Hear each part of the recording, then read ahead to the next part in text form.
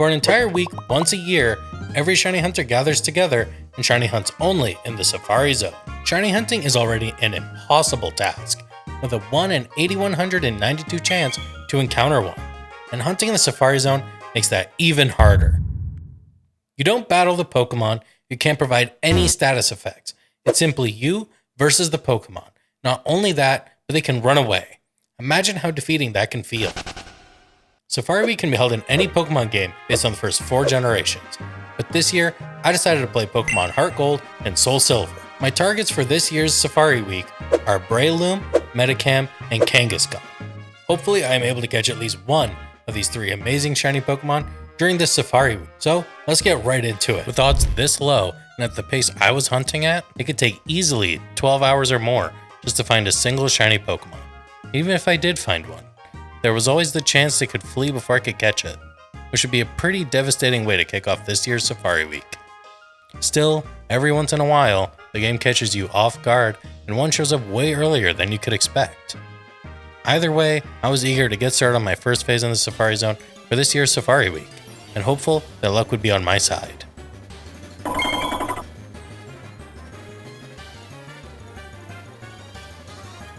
Shiny Medicham already?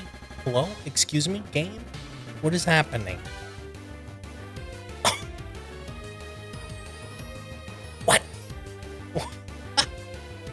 No way! This is already happening. Okay. First shiny of Safari Week already. 320 encounters in. What is happening? This is insane. So, what do I do? I don't know. This is insane. I wasn't expecting this. Should we just ball? Should we just throw the ball? See what happens? Let's do it. Could be our first catch. Oh, it's not looking good. And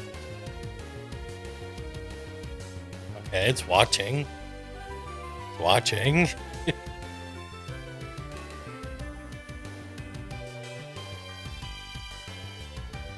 One, two. Let's go. Oh, what?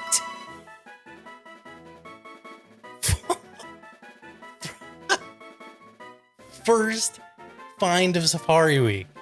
First catch of Safari Week. Already. 320 encounters in. And we caught it. Second ball.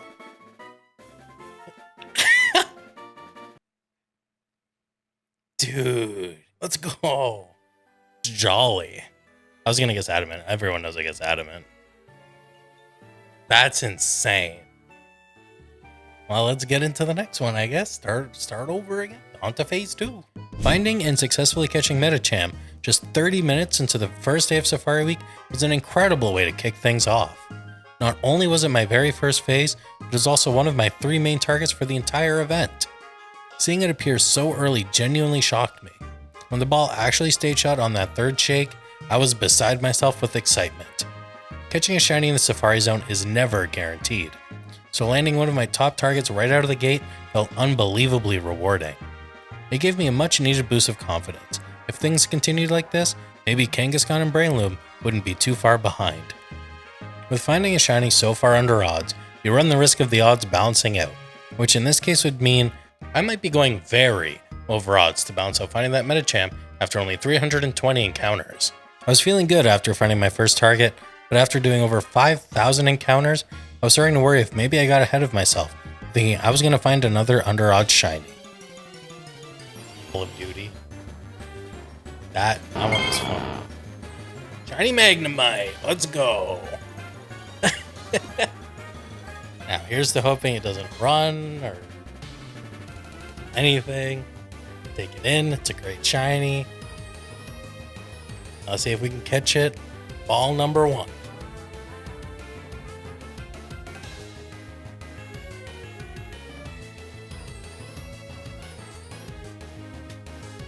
Broke out and it's watching. It's watching. This is suspenseful. Ball number 2.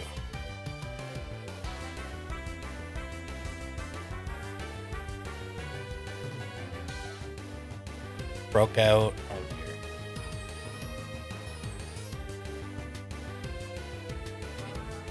dear. Ooh.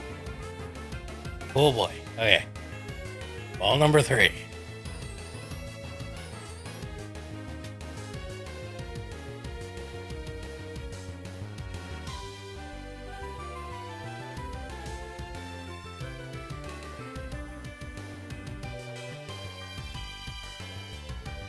Bro's playing mind games right now. Okay.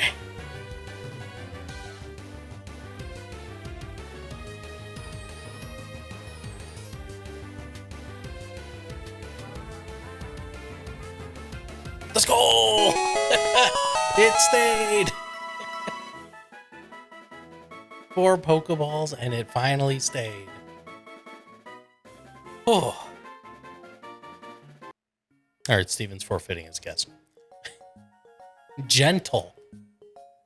And it has Pokerus? What? Huh?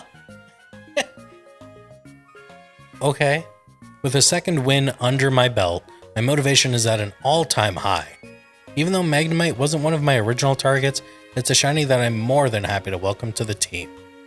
Its golden sheen immediately catches the eye. The metallic gold contrasts beautifully with the cool gray of its magnets, making it feel both sleek and luxurious. It's one of those shinies that doesn't just look different, it looks intentional, like an upgraded premium version of its original design. Honestly, it's hard not to appreciate how clean and elegant this color scheme is. I wanted to go a bit more into why I picked heartgold and soulsilver for this year's Safari Week, and it's mainly because of one specific Pokemon, breloom. Breloom is my absolute favorite shiny Pokemon. To get breloom in heartgold and soulsilver, you need to do it in the Safari Zone. But it's not quite that simple. There's a very specific process you must follow correctly to set up the Safari Zone to even be able to encounter breloom. The Safari Zone here in heartgold soulsilver is actually pretty unique compared to all the other games. It's made up of 12 different areas. And the best part is that you can customize the map however you like or need.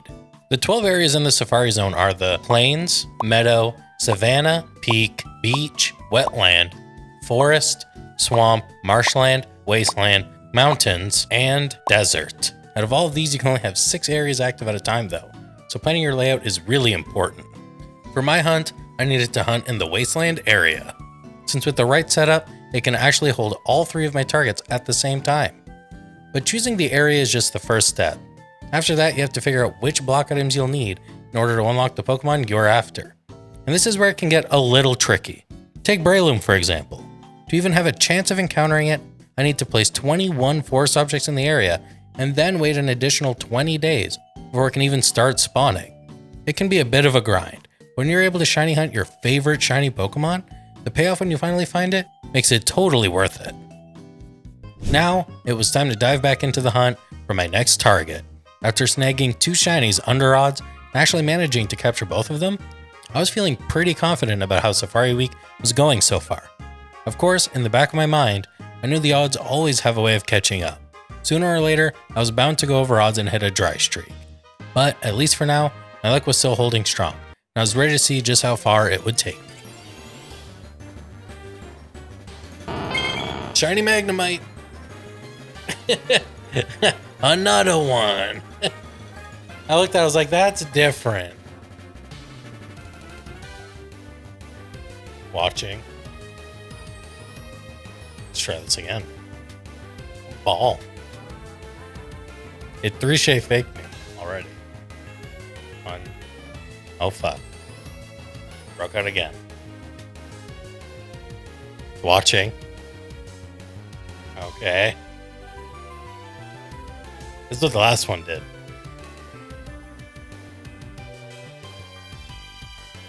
Yep. It stayed. Hell yeah. Out of the 10 possible Pokemon I could have found here, I definitely wasn't expecting a duplicate, let alone back-to-back Magnemites. Seeing that golden shine for a second time was both surprising and kinda funny. especially since I'm still hoping to track down my main targets, breloom and kangaskhan. But hey, a shiny is a shiny, and I'm definitely not complaining. Luckily, I managed to catch it without any trouble, which means I'm now sitting at a perfect 3 for 3 this Safari week.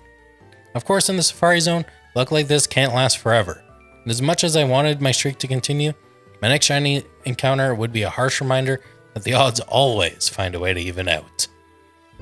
After hours of wandering the Safari Zone and doing encounter after encounter, it's easy to start slipping into autopilot. You get so used to the rhythm. You walk a few steps, you check the encounter, and then you run, and repeat, that your mind starts to drift a little. It's a strange mix of focus and fatigue. You're locked into the hunt, but at the same time, it's almost hypnotic. And that's the tricky part about doing long hunts like this. All it takes is one moment of zoning out, one tiny lapse in attention, and things can go wrong before you even realize it.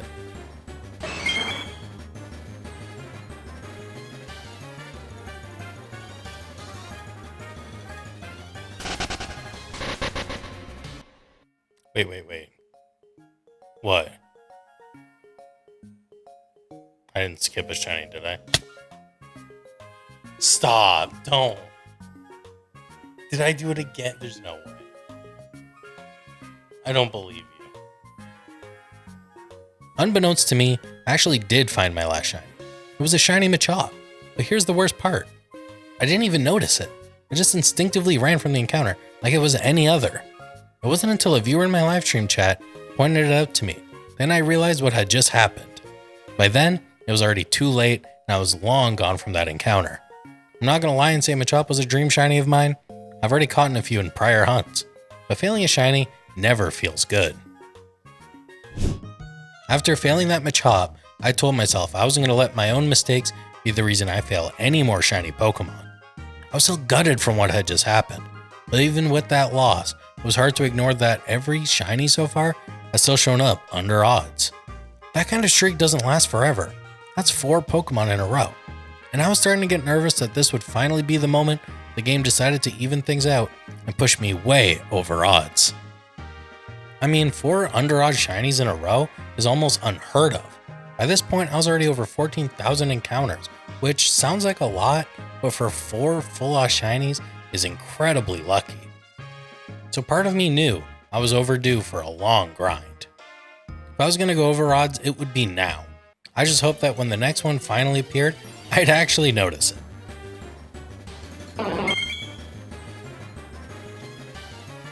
Shiny Bellsprout! Let's go! Yeah! That shiny looks sick. Notice it as soon as I saw it. Okay, kinda crazy. I'll say that. Alright. 4,000 encounters, shiny Bellsprout, level 41. I would love to catch this. I think it is a cool shiny. Pretty underrated. And I don't have one of these.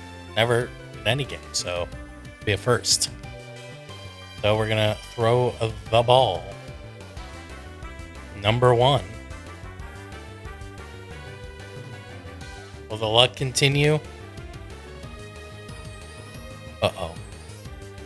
Uh-oh. No! Damn it! No! Well, first real fail of Safari Week is Bellsprout at 4,000.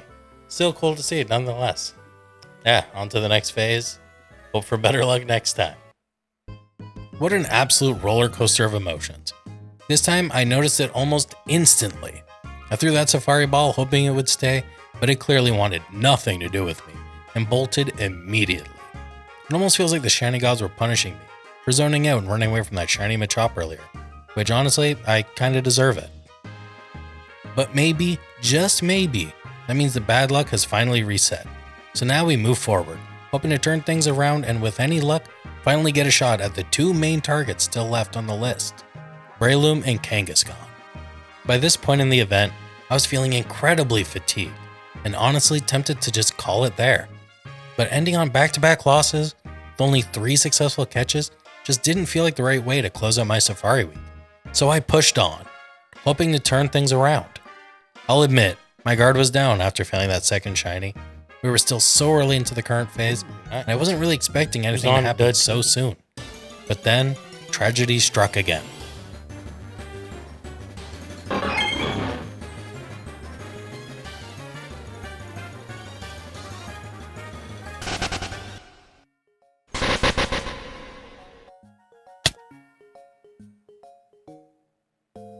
Did you know you failed?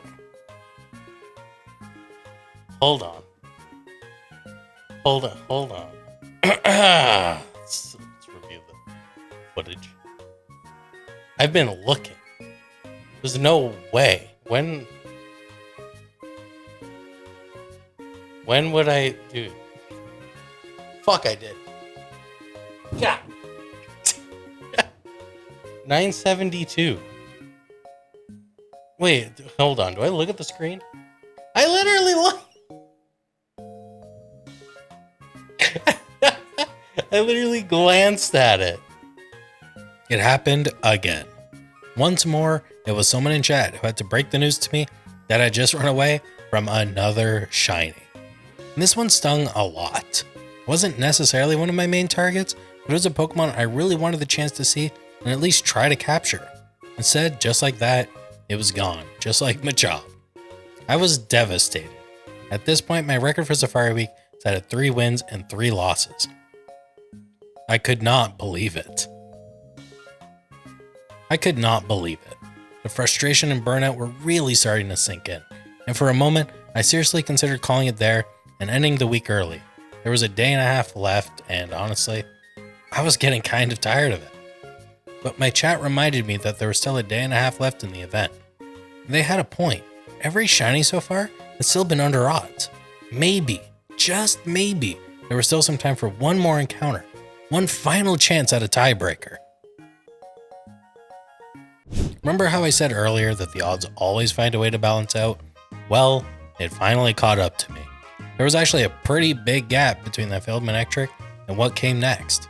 I ended up doing what most shiny hunters call Safari Week overtime, pushing beyond the official event window to try and end on either a win or a loss. Usually overtime is just a day or two at most. But this stretched into over a week of hunting. More than 25,000 encounters went by without a single shiny. And no, I didn't run away from any. I felt like the game was really making me pay for that streak of under-odds finds earlier in the week. During the final phase, I decided to switch my games to nighttime though, in the hopes that the shiny sparkles would stand out more, make it easier to spot. Honestly, I wish I had done this from the start.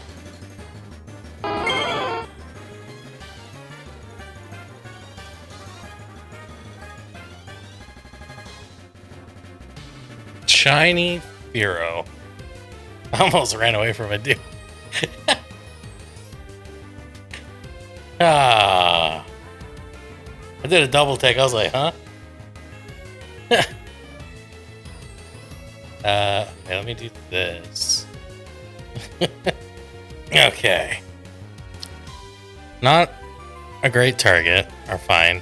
Literally everything else here is better, though. Like, genuinely almost everything else here is better. The only thing it has going for it is that it's a noticeable shiny. Shiny Firo, level 17. Will it run? Will it stay? There's only one way to find out. Ball number 1.